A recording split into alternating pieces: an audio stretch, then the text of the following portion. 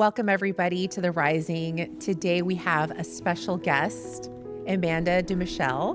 She is a life strategist, and she's actually going to be talking to us about a topic that I love, which is human design. And she uses this as a part of her coaching and helps clients with some of these tools. So welcome, Amanda. Thank you for joining us today. Thank you. I'm super excited to be joining you. So Amanda, let's talk about human design. What is it?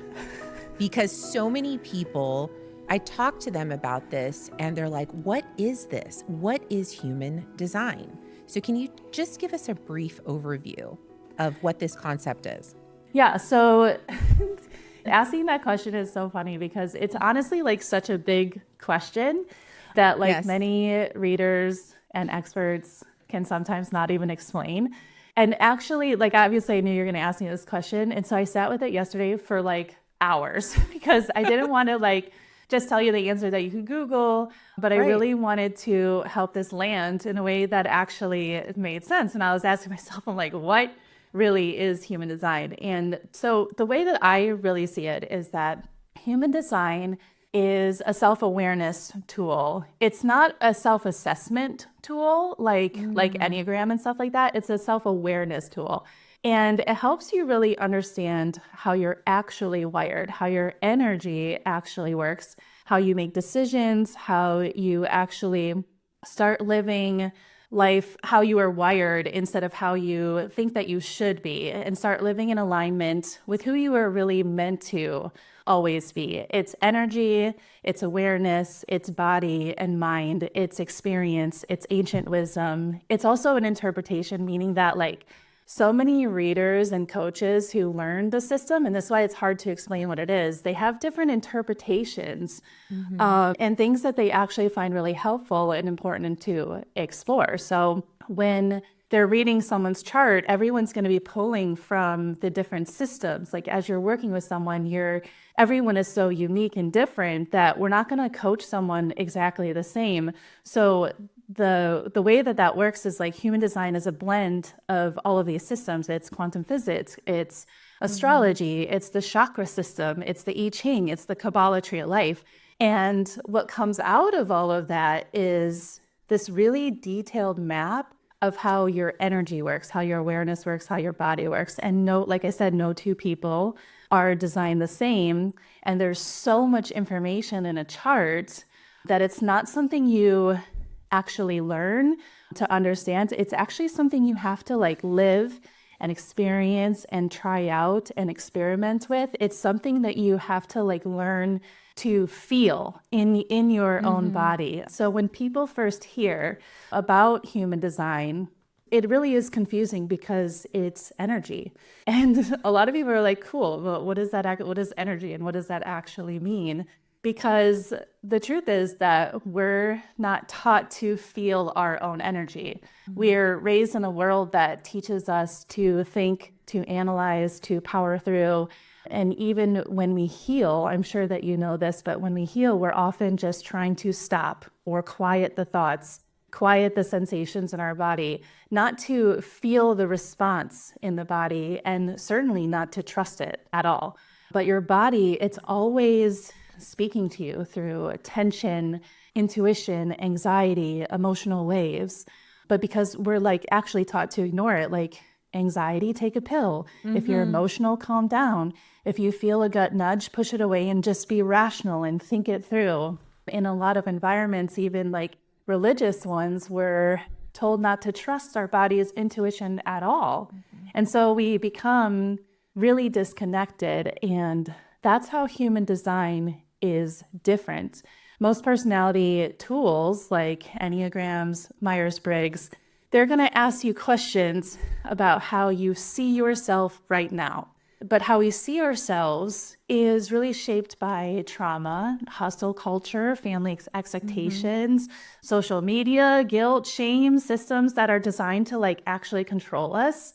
So yeah, you could take the quiz and it could say something like you're introverted or a go-getter or a people pleaser or a perfectionist, but that might not be true at all. That might just be like your conditioning, and human design doesn't ask you to describe yourself. It's based off of your birth data, and it gives you a snapshot of who you were before the world started shaping you into someone else. And so to me, the difference is something like Enneagram tells you who you've become, and human design is more of a remembering, a permission slip to fully step into who you were always meant to be. And it honors your gifts and your uniqueness and literally gives you a roadmap and a GPS to follow that actually feels like home. So that's the long description of how I would describe it. I love that, because once I started living my design, my world changed. It was like a coming home to myself. Yeah. It was always there. But as you said, I was taught through societal conditioning to not listen to myself or my own voice or my feelings and not trust it. So there was a lot of doubt throughout my whole life. And so once I connected to my design, I live much more freely and I'm in alignment. Everything I do, if I honor my human design and I live from that place, I move through the world with much more ease. And that's why I wanted to have you on, because I feel if people really understood this, understood their energetic blueprint, they would live from a much more free place, because they're no longer tied and weighed down by these societal pressures and expectations. You're merely honoring yourself. Exactly. And your design. So I love that. So I want you to briefly, I mean, this is tough to kind of cover all the 5 energy types, but literally, like, what are the 5 types and 1 or 2 things on each type? I'm a projector, and I think projectors are about, is it 20% of the population or less? Yeah, I would say about 20%. So reflectors are 1%, manifestors are like 8%. And projectors are around 20%. So I originally thought my entire life I was a generator, and that was not the case. And I almost cried when someone told me I was a projector, because projectors are like the turtle of this energetic system. They actually have to move at a much slower pace than others, which gets frustrating for me, because aside from reflectors, the other types have more energy. So I want you to briefly just to describe each of the energetic types. Okay. And 1 or 2 things on them. Yeah, so it's really interesting. As soon as you said that, I was like, you are kind of like the turtle, but you're like the turtle in, what's that Kung Fu Panda show? Because you're moving slow, but you are this guide. You have like this deep intuition, and you're able to penetrate into other people and really know like what's good for them and what's right for them. And a lot of projectors do get caught up in like, well, if I can only work like 2 to 4 hours a day, like how am I supposed to be successful? And that's where conditioning comes in, because we're conditioned to like hustle, work really hard, dive into stuff, like the more effort you put in, the more successful you'll be. And really, as a projector, you still have 5 defined centers. So you have a lot of energy in those centers themselves. So you probably feel that pressure, like your intuition hits, you feel the pressure, and then you're moving into like your G center in your throat and your ideas and stuff like that. So you have all of this like internal energy from those centers. So you're kind of a different projector, which when we go into energy types, this is where a lot of people start with human design. It's the first thing that they learn. There's a ton of information online. There's actually human design readers and coaches who will mostly only focus on type, strategy, and authority, and they say nothing else matters, but that's not true at all. Like I was actually really attracted to the Kabbalah of life part of it, which is like how the centers work, how they're attached to each other, how the energy flows. That when I first looked at a chart, that's actually what I saw. But I do think the types are really important, especially for people who are manifestors, projectors, and reflectors, because you are so different. Like the world was kind of created for generators and manifesting generators. So when I found out I was a manifesting generator, I was like, like whatever, like it didn't really matter to me. But let me go over the types anyways, because I do think that it's still important. And it's a really easy like access into human design that people can start with. So manifestors are here to be our initiators. They're the igniters. They spark ideas and movements and conversations and action. Like anytime a manifestor comes in the room, you just like feel this initiating energy from them. And so they're really here to like kick things off, but they're not really meant to like follow through with stuff. So they walk in the room, they kick things off, and then somebody else is supposed to follow through with that. They're not here to like hold everyone's hand kind of thing. Generators are the energizers. Generators are here to build, and they have a lot of life force energy, but not for the sake of being productive. This is where generators can get caught up, because even though the world is like created for them, it doesn't mean that they should just be working super hard and hustling really hard. The only way that they have the energy is if they're doing something they genuinely love. And so that's why there's so many people burned out, because all the generators are people pleasing, overdoing, thinking that they have all this energy, so they should just be doing all this stuff.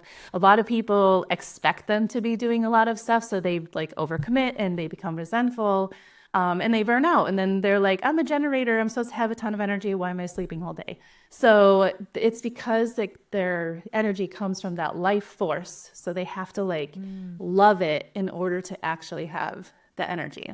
Manifesting generators are a combination of both manifestor and generator, so they have a little bit of both of that stuff. Like that's definitely how I feel. Like I feel really like a generator a lot. And when I focus on the things I love, I have a lot of energy. Like even waking up this morning at 3:30 in the morning to be on here, I love human design and I'm excited to talk to you about it. So I'm like, my little generator sacral is like, yes, like let's do it.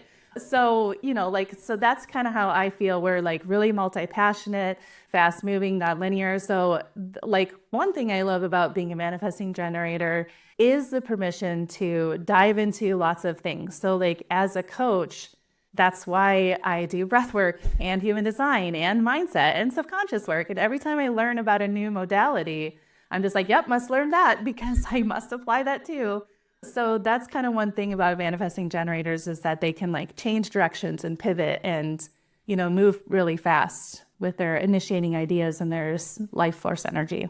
And then we already kind of talked about projectors and how you're kind of built to just be these guides. And the one thing I always teach projectors too is to wait for that invitation to guide people, because you're like, when people first learn about projectors and they're told their auras are repelling to other people, that can sound limiting, but really it just means you want to wait for the right person to talk to you. You want to wait for the invitation. You want to wait to be recognized.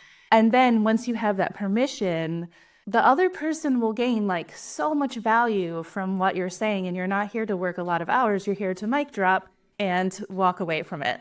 That's just, and the value that you have is so amazing. So as a projector, I don't know if you've ever heard the analogy of the lighthouse, but you're meant to like really build up your lighthouse, build your knowledge, build your wisdom, build your life up. And basically you shine that light out to manifesting generators and generators to come to you as the guide. So the more you build yourself up, the more people are going to see you and they're going to invite you in to receive the value that they can see that's like penetrating out of you, is how I love to talk to projectors. And then reflectors, they're only 1% of the population. They're super rare. All of their chakra systems are completely open. So they're always just like receiving everything from everyone. And this can be super overwhelming, but it's also this amazing gift because you're just like a mirror to everything that's going on. And so there's a lot of like intuition in there, but they have to like be really careful. They move really slow. Also like projectors, they need time and space and the right environments, and their energy moves with the lunar cycles and things like that. It's a super rare type. I've actually never coached a reflector. I've never met one. So if anyone listening to this who's a reflector, I'd love to hang out and just see how it's like. I heard somewhere that like Mother Teresa was a reflector. Wow. I don't know if that's true or not. I don't know. But would seem to fit her if that's the case. Yeah. But I love this breakdown in general because once someone can identify what their design is, then basically that's where you come in and go, okay, how can we apply some of these tools for you to live a more aligned life, right? And do you think this basically can help us in various aspects of life? What ways do you see that it benefits clients? I really feel like the biggest way it benefits clients is just living in alignment. Like, so many people are just taught to like follow the rules, and everyone is uncomfortable. Like, everyone's just like, I don't know if I'm doing it right. They have imposter syndrome. They never feel good enough. They never know if they're showing up the right way. Like this, like learning your human design and being told like that you're actually like this, like you're meant to do this. And then that kind of resonates inside of them. And I think like in psychology, there's something, you might know this more, but there's something about like being recognized and being able to accept who you are that has like this deep healing within you, of where you no longer have to judge who you are, because it's just coming back to who you were always meant to be, and everything makes sense all of a sudden. And then there's like this deep healing within that now, like, this is who I've always been supposed to be. This is what feels right. Do projectors fit in the world? Like, where do I fit?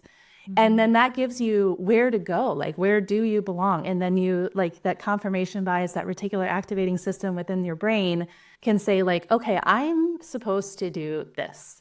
And so now I'm going to allow myself to see in the world where that belongs. And then that belonging allows you to like live in alignment and be more fulfilled and actually feel like joy and fulfillment and happiness. And like, here's where I am meant to be, because we do so much like suppressing of our emotions and like trying to follow all the rules, and it becomes so like restrictive, and like you're just like going through life following rules, and you're not like living like in energy.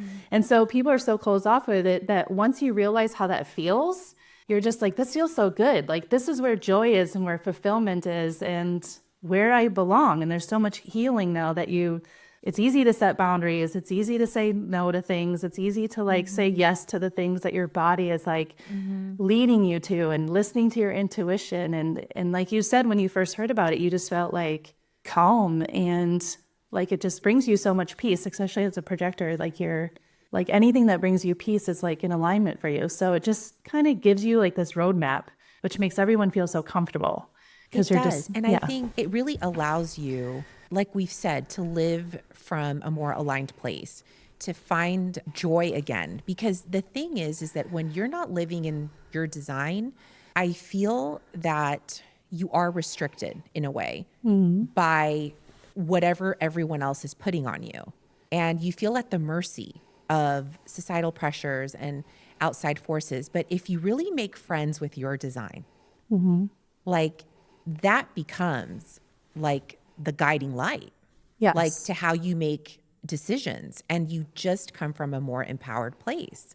If people were to really embrace their design, I would think they would take a deep sigh of like relief, like, whew, like I don't have to do that anymore, because that has nothing to do with me and my energetic type.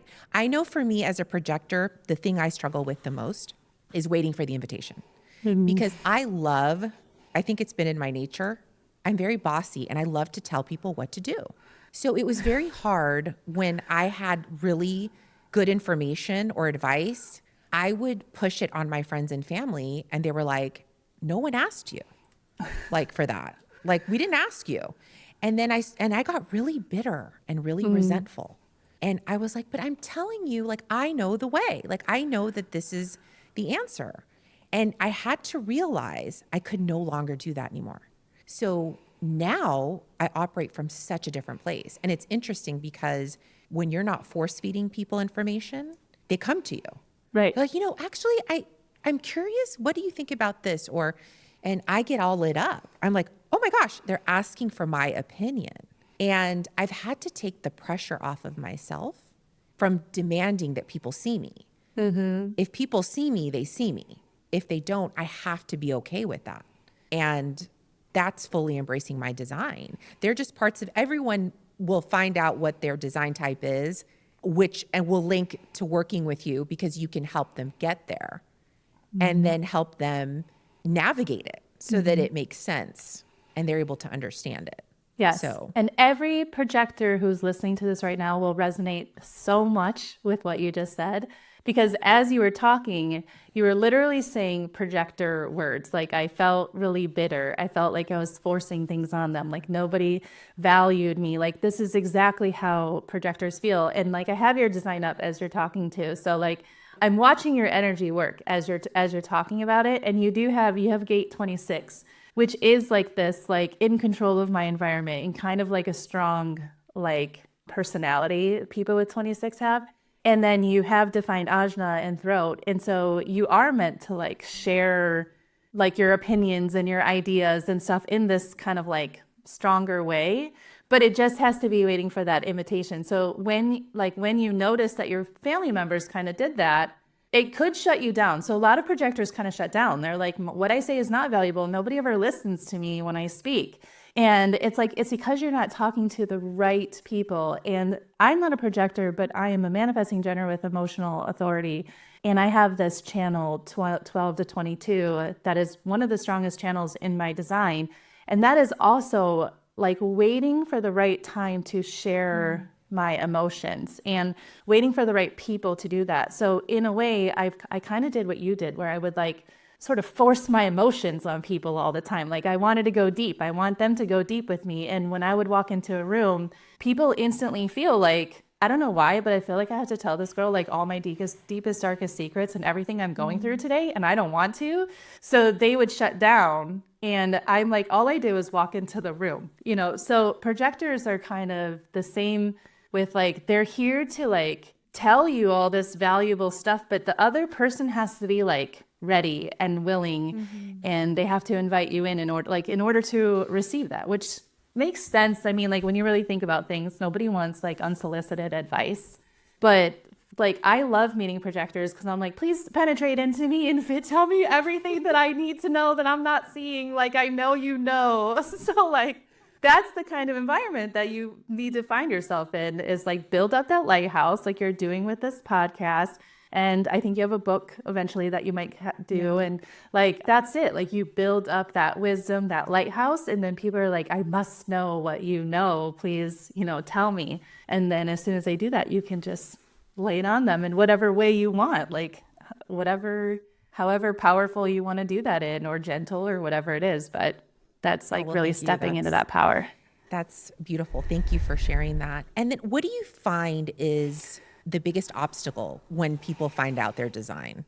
Like, do people get surprised, or they're like, no, that totally makes sense? What do you think is the first step on the journey when a client comes to work with you and they find out their design? Like, what is, So it's going to be different. Yeah, it's going to be different for everyone because, like I said, everyone is designed differently. So actually, no two projectors are the same. I work with projectors who, only have 2 centers defined, and that can be really hard. Where you have 5, so you have a lot of like energy in certain centers. So it's really going to be different. Like when I first heard about my design, the hardest thing for me was the emotional waves. I have emotional waves. The only open center I have is a G center.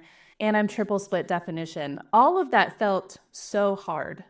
And so it's really just like, I had a hard time accepting that that's what it was. I was like, they say in human design, you actually choose your design. And I'm like, why the heck would I choose this chaos? Like, this is insane. But for other people, like I'm working with a client who her entire spleen is defined.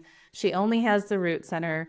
And the spleen carries so much fear in it because it's meant to be like about intuition, but because society shuts down your intuition and because your brain mostly fires the amygdala part of the brain, which is like searching for safety and looking for danger. If you're closed off to that intuition part of that and you don't feel safe, like she literally operates from 7 different types of fear all the time. And so that's really challenging. And it's really hard to be like, okay, thanks for letting me know that I definitely feel that in my body. And I can't wait to just keep feeling fear my whole life. Like, it's just like, that can be really challenging to hear. Hearing that you have an open G center is really challenging because they're like, you might feel like you never belong anywhere and you can't be loved. And it's like, cool. It's just, there's so many positive things about the design, but most people hear about the negative stuff first.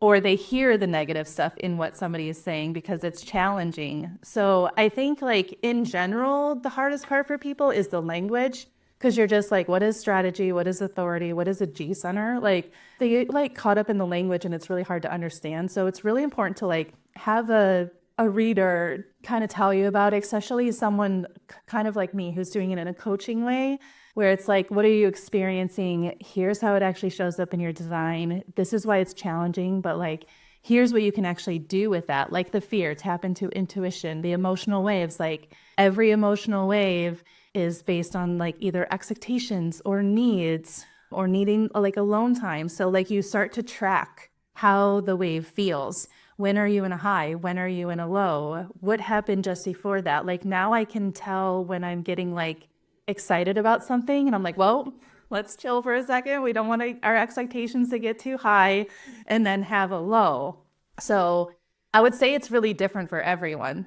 Like it's hard to say like this will be the most challenging thing you learn. Like it's more just like get in there and learn it. See what you feel is challenging about it. Start looking into like the positive ways to work with that, because everything has a gift to it. Like my Open G Center felt so hard when I first learned about it, but then I learned like that's what actually makes me a good coach, because I'm able to sense other people's identity and their life paths and things like that. So when someone comes to me and they're talking to me, I'm like, I know exactly where you need to go actually, and I'm going to help you get there. And so it's really like, it's such a gift for me to empathetically feel what's going on with their identity. So I love that. Yeah. What are some reasons that people are coming to you? Are they coming in terms of to heal some certain trauma, to get more clarity on their purpose, to maybe manage a specific, career possibility or like growth? Like, what do you find that people are really coming to you for? So I feel like it's actually all of those things. I don't know if that's because I'm a manifesting generator with the Open G Center, but it usually is all of those things. Like somebody usually says, like almost every client says, like, I'm just trying to get out of my own way. And like, I don't know how to do that. And then what I do is kind of figure out what that really is. So when you're talking about someone who's in a career that's unaligned with them, like obviously we're going to look at their human design and find out they're a projector and they're definitely not supposed to be in a 9-to-5 sales job that's hustling them super hard. So, I'm instantly going to always like use human design as the foundation, because whatever they're saying is usually there. And then for sure, I feel like everyone has some sort of layers of trauma, like whether it's really big trauma or even small trauma. Like I was told when I was like 9 or 10 that I was too sensitive and not smart enough, because I wanted to be a neurosurgeon, because I felt like when people were struggling, they probably just had like some wires loose in their mind.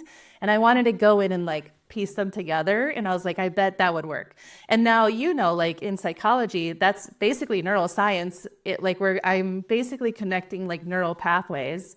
And so it's the same, but I was told I was too sensitive because I had all those emotional waves and I'm triple split. So it takes me a really long time to like piece information together. That's why yesterday I sat with like, what is human design for hours, because I had to like process it through my head and ajna. I had to like feel what I actually think it is. I had to like trust my intuition. So I have to like go through so many processes just to learn that. But when I heard that I wasn't smart enough and I was too sensitive, that is trauma in a way. And it completely shut down my design. It shut down my gifts, who I thought I really wanted to be. And I went a different direction that felt easier, that I was told I was supposed to go. So a lot of people, when they come to me and they're in a career or a relationship or a life that doesn't feel aligned, we have to go back to trauma. We have to go back to 0 to 7. What did you learn?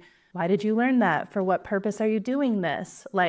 And then I always connect it back to coming home to themselves in their human design. Like, this is why you're struggling with this, because you have this in your design. Here's what you actually do with this. This is how you actually live in alignment. Here's how to feel in your body what is meant for you instead of what you think you should do. And so it's kind of all of those things. But clients usually come to me and they're just like, something is off. I don't like my life. I feel disconnected. I don't have friends. I don't know what I'm doing in my career. Usually they're, 30 to 40 years old. Because everyone's brains are done developing at 28. So then they wake up and they're like, why do I think all these things?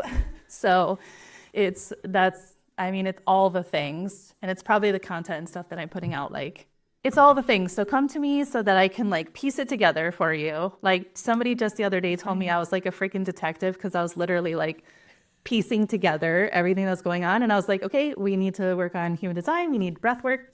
And we're going to reprogram some of these thoughts and these decisions you've made. And in 3 months, like you're going to be on your way, probably quit your job, leave your relationship, and just be like thriving.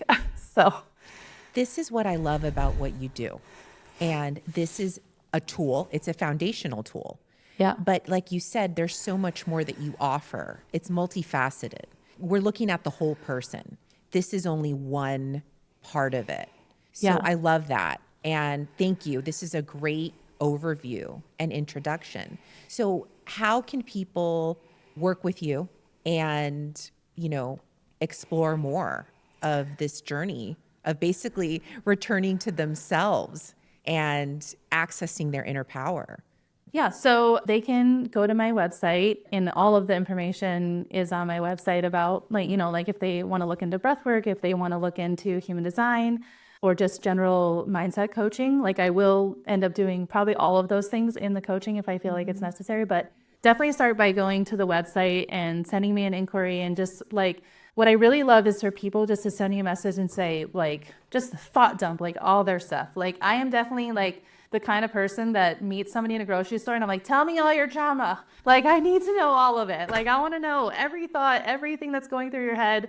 Tell me it all. So like, I love when I get a long email of like literally their whole life story and that they really want help with it. So like start with contacting me and I will help guide like what I think you need. If it's just like a human design session, start with a reading, or if it's like more of like a 3-month program of coaching. Like I'm really flexible and I just want people to feel aligned and better and fulfilled. And so like pop into my DMs and Instagram, like anything like that. I'm super open to just receiving messages so that I can kind of guide where we go from there.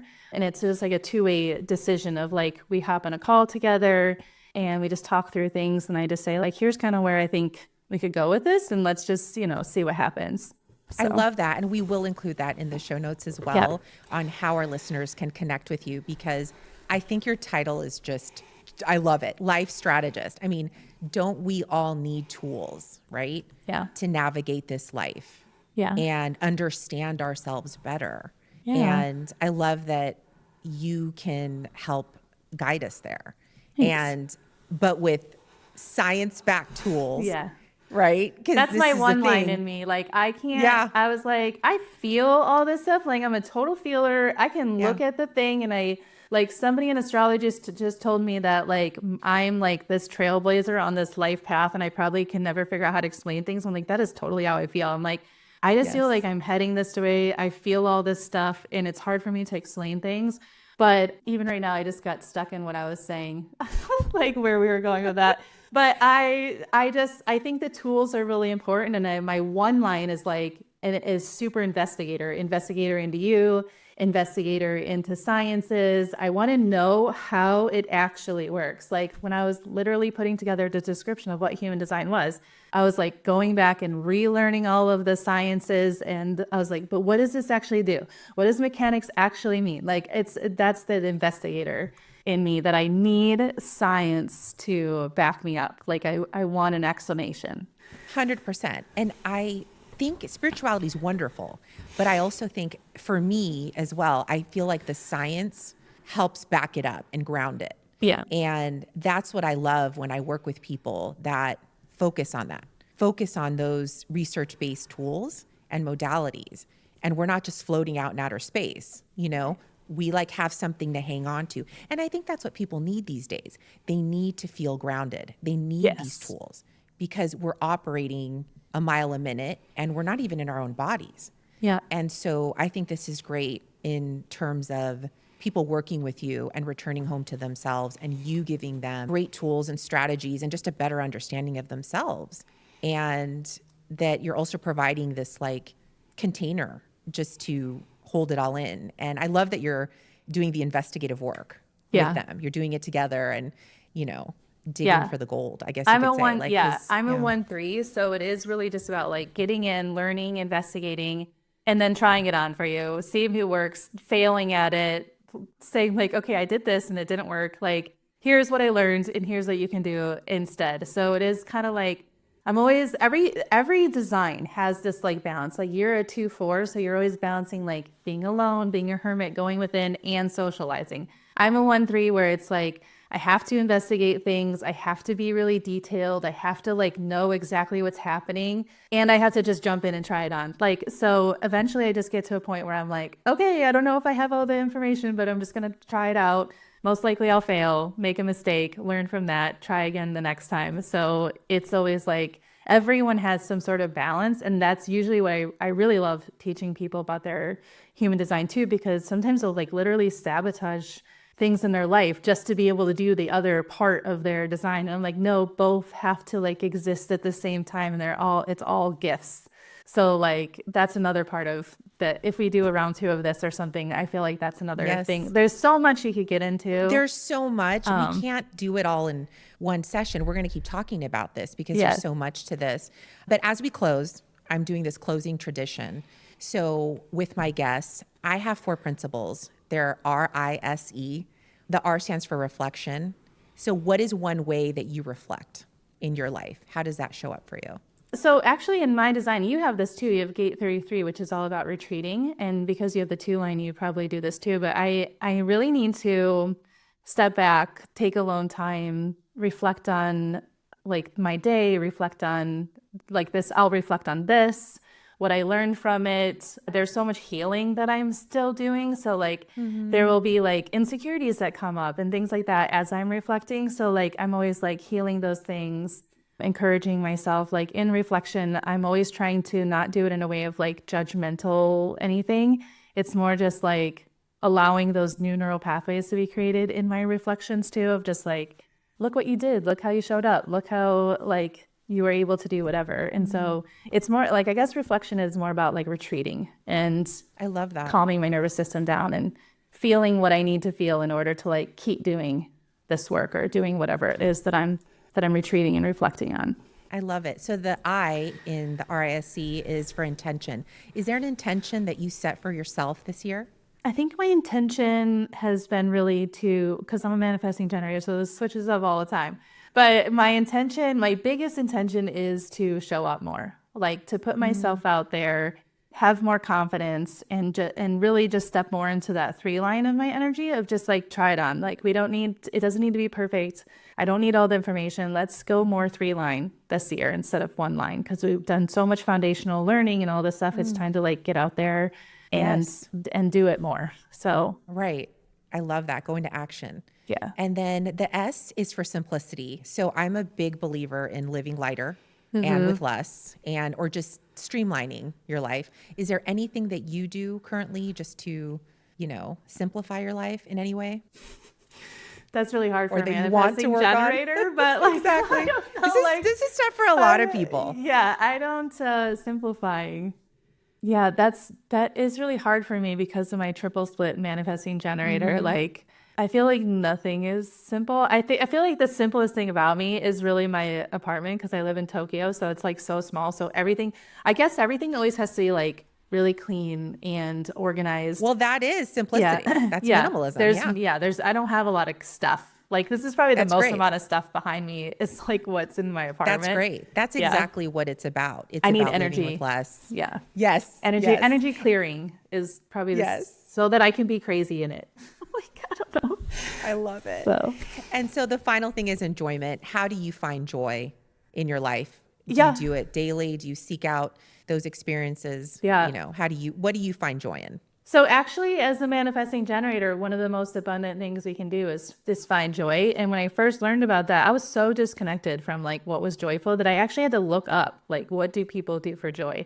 And so that's been a really long journey for me these last like 5 or 6 years, is to really feel what feels joyful. So like, like I've noticed like riding my Peloton, traveling. Like I just got back from Egypt, embracing the little moments even of being in Japan. Like I'll just go for a walk and it'd be like a really present walk, like paying attention to the trees, the sounds, watching the people. Like I love watching like a Japanese mom teaching some cute little thing to their Japanese daughter or something like that. Like this, I guess that's simplifying too. Actually, I never thought of it like that, but just presence and finding, like feeling this like joy within me, like this hope, this like love, like that's what actually brings me joy, like experiencing life and watching life and feeling that joy, like even other people's joy. It makes me feel joy, I guess. That's so beautiful. Thanks. I am so grateful for our conversation today, and I can't wait for our listeners to reach out to you and, get some more clarity and, direction if they need it in their lives, and to live a more free and aligned life. So Thank you so much. Thank you. I have 11 more pages of information that I was going to give you. So yes, we have to do a round two. People need to, I also wanted to mention too, if there's other coaches who are listening to, I am creating a program. It's launching before this comes out, but they'll have the information for the next cohort. So if I really want to inspire other coaches to do this as well, like therapists, coaches, healers, moms, parents, like for people to just even if you want to get to know your friends, because it's not even just about learning about you. There's so much that you can gain learning about somebody else that's close in your life or a client. So I do have a course coming out on that, because I do feel like it's just everyone should know human design, and everyone should know everyone else's human design, so we can function 100%. Better with each other. I love it. It gives me a much better understanding of the world and people and all of that. So thank you so much. And yes, thank you. I am excited to continue the conversation. We'll include all your info in the show notes and how people can connect with you. Okay. So awesome. Thank you, Amanda. Yes, thank you. This is awesome.